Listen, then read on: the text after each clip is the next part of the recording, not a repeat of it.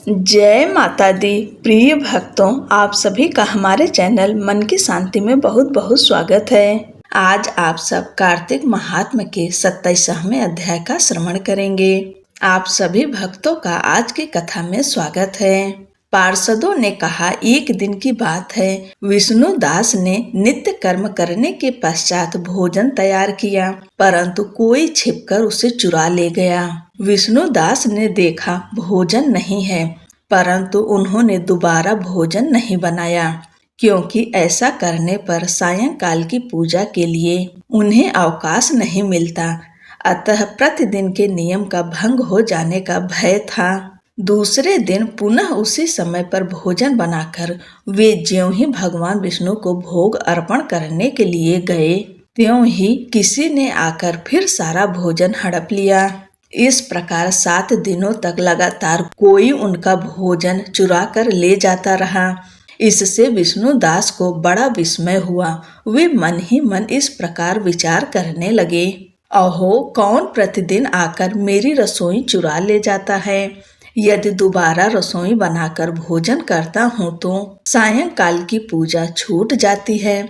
यदि रसोई बनाकर तुरंत ही भोजन कर लेना उचित हो तो मुझसे यह न होगा, क्योंकि भगवान विष्णु को सब कुछ अर्पण किए बिना कोई भी वैष्णव भोजन नहीं करता। अतः उपवास करते मुझे 7 दिन हो गए। इस प्रकार मैं व्रत में कब तक स्थिर रह सकता हूँ।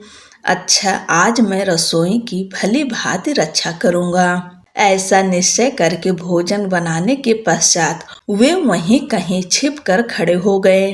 इतने में ही उन्हें एक चांडाल दिखाई दिया, जो रसोई का अन्न हर कर जाने के लिए तैयार खड़ा था। भूख के मारे उसका सारा शरीर दुर्बल हो गया था। मुख पर दीनता छा रही थी। शरीर में हाड़ और चाम के सिवा कुछ शेष नहीं बचा था। उसे देखकर श्रेष्ठ ब्राह्मण विष्णु दास का हृदय करुणा से भर आया। उन्होंने भोजन चुराने वाले चांडाल की ओर देखकर कहा, भैया, जरा ठहरो ठहरो, क्यों रूखा सूखा खाते हो, यह घी तो ले लो। इस प्रकार कहते हुए विप्रवर विष्णु दास को आते देख वज चांडाल भय के मारे बड़े वेग से भागा और कुछ ही दूरी पर मूर्छित होकर गिर पड़ा। चांडाल को भयभीत और मूर्छित देखकर द्विज श्रेष्ठ विष्णु दास बड़े वेग से उसके समीप आए और दयावश अपने वस्त्र के छोर से उसको हवा करने लगे।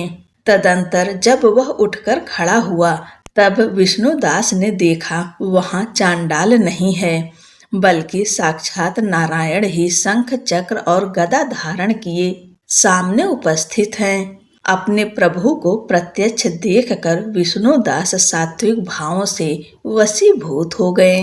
वे स्तुति और नमस्कार करने में भी समर्थ न हो सके। तब भगवान ने सात्विक व्रत का पालन करने वाले अपने भक्त विष्णु दास को छाती से लगा लिया और उन्हें अपने जैसा रूप देखकर वैकुंठ धाम को ले चले।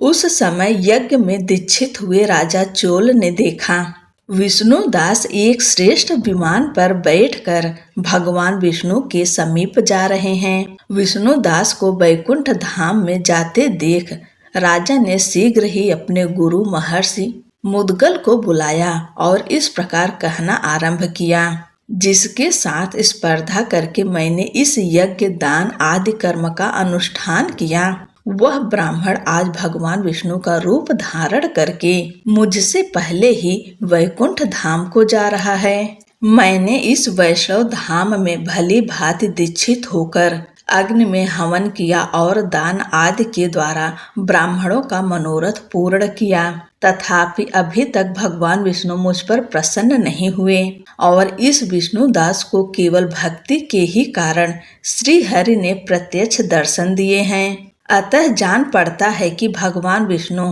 केवल दान और यज्ञों से प्रसन्न नहीं होते। उन प्रभु का दर्शन कराने में भक्ति ही प्रधान कारण है। दोनों पार्षदों ने कहा। इस प्रकार कहकर राजा ने अपने भांजे को राज सिंहासन पर अभिषिक्त कर दिया। वे बचपन से ही यज्ञ और दीक्षा लेकर उसी में संलग्न रहते थे, इसलिए उन्हें कोई पुत्र नहीं हुआ था। यही कारण है कि उस देश में अब तक भांजे ही राज्य के उत्तराधिकारी होते हैं। भांजे को राज्य देकर राजा यज्ञशाला में गए और यज्ञ कुंड के सामने खड़े होकर भगवान विष्णु को संबोधित करते हुए 3 बार उच्च स्वर से निम्नांकित वचन बोले। भगवान विष्णु, आप मुझे मन, वाणी, शरीर और क्रिया द्वारा होने वाली अविचल भक्ति प्रदान कीजिए। इस प्रकार कहकर वे सबके देखते देखते अग्नि कुंड में कूद पड़े। बस उसी क्षण भक्त वत्सल भगवान विष्णु अग्नि कुंड में प्रकट हो गए। उन्होंने राजा को छाती से लगाकर एक श्रेष्ठ विमान में बैठाया और उन्हें अपने साथ लेकर बैकुंठ धाम को प्रस्थान किया। नारद जी बोले, हे राजन, जो विष्णुदास थे वे तो पुण्यशील नाम से प्रसिद्ध भगवान के पार्षद हुए और जो राजा चोल थे उनका नाम सुशील हुआ। इन दोनों को अपने ही समान रूप देकर भगवान लक्ष्मीपति ने अपना द्वारपाल बना लिया। बोलो लक्ष्मी नारायण की जय। श्री तुलसी चालीसा। श्री तुलसी महारानी करो विनय सिर नाय, जो मम हो संकट विकट दीजय मात नसाए। नमो नमो तुलसी महारानी, महिमा अमित न जाय बखानी। दियो विष्णु तुमको सन्माना, जग में छायो सुयस महाना। विष्णु प्रिया जय जयति भवानी, तिहु लोक की हो सुख खानी। भगवत पूजा कर जो कोई, बिना तुम्हारे सफल न होई। जिन घर तब नहीं होए निवासा, उस पर करहि विष्णु नहीं बासा। करे सदा जो तब नित्य सुमिरन, तेहि के काज होए सब पूरन। कार्तिक मास महात्म तुम्हारा, ताको जानत सब संसारा। तब पूजन जो करे कुमारी, पावे सुंदर वर सुकुमारी। कर जो पूजा नित प्रति नारी, सुख संपत्ति से होय सुखारी। वृद्धा नारी करें जो पूजन, मिले भक्ति होवे पुलकित मन। श्रद्धा से पूजे जो कोई, भवनिधि से तर जावे सोई। कथा भागवत यज्ञ करावे, तुम बिन नहीं सफलता पावे। छायो तब प्रताप जग भारी, ध्यावत तुम ही सकल चित धारी। तुम ही मात यंत्रन तंत्रन में, सकल काज सिद्धि होवे क्षण में। औषधि रूप आप हो माता, सब जग में तब यश विख्याता।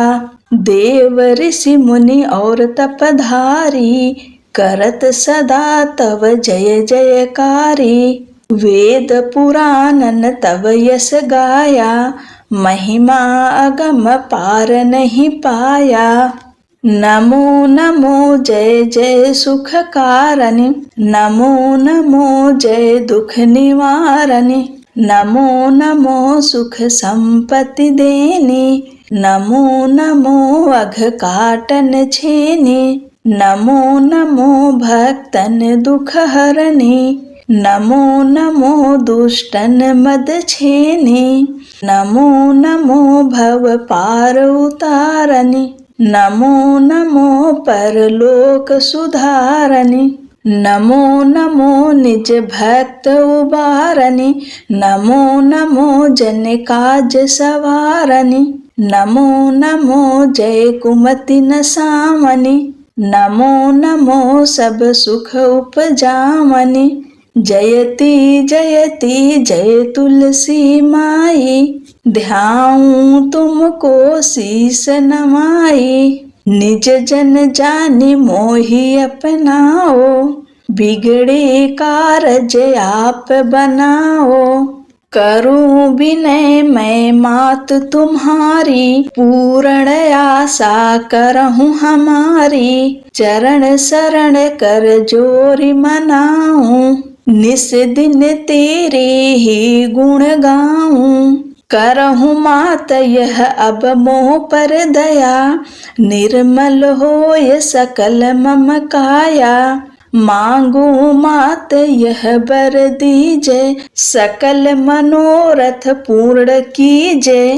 जानू नहीं कुछ नेम आचारा, क्षमहु मात अपराध हमारा। 12 मास करे जो पूजा, तासम जग में और न दूजा। प्रथम ही गंगा जल मंगवावे, फिर सुंदर स्नान करावे। चंदन अक्षत पुष्प चढ़ावे, धूप दीप नैवेद्य लगावे। करे आचमन गंगा जल से, ध्यान करे हृदय निर्मल से। पाठ करे फिर 40 की, स्तुति करे मात तुलसा की। यह विधि पूजा करे हमेशा, ताकि तन नहीं रहे क्लेशा। करे मास कार्तिक का साधन, सोवे नित पवित्र सिद्ध हुई जाहि। है यह कथा महासुखदाई, पढ़े सुने सो भवतर जाई। यह श्री तुलसी चालीसा पाठ करे जो कोय, गोविंद सो फल पावहीं जो मन इच्छा होय। बोलो तुलसी महारानी की जय। तुलसी जी की आरती। तुलसी महारानी नमो नमो, हरि की पटरानी नमो नमो। धन तुलसी पूरन तप कीनो, शालिग्राम बनी पटरानी।